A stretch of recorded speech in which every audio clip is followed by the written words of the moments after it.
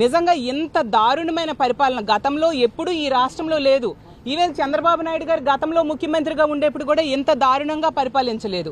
ఈరోజు అలాంటి పాలన ఉండడం వల్ల ఒక 20 ఏళ్ళు ఈ రాష్ట్రం అభివృద్ధిలో వెనక్కి వెళ్ళిపోయిన పరిస్థితి. గతంలో జగన్మోహన్ రెడ్డి గారు ఈ రాష్ట్రాన్ని ఎంతో చక్కగా పరిపాలించడం వలన మిగతా రాష్ట్రాలకు ఆదర్శంగా ఈ ఆంధ్రప్రదేశ్ రాష్ట్రం నిలిచిన పరిస్థితి మనం చూసాం.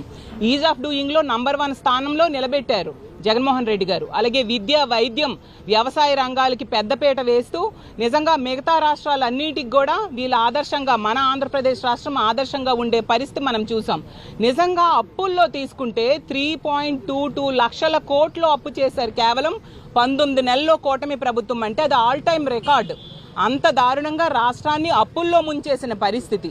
అలాగే నిరుద్యోగులకి ఈరోజు ఉద్యోగాలు లేకపోవడం వల్ల నిరుద్యోగులు ఈరోజు ఆత్మహత్యలు చేసుకునే పరిస్థితికి దాపురించింది ఆంధ్రప్రదేశ్ రాష్ట్రంలో.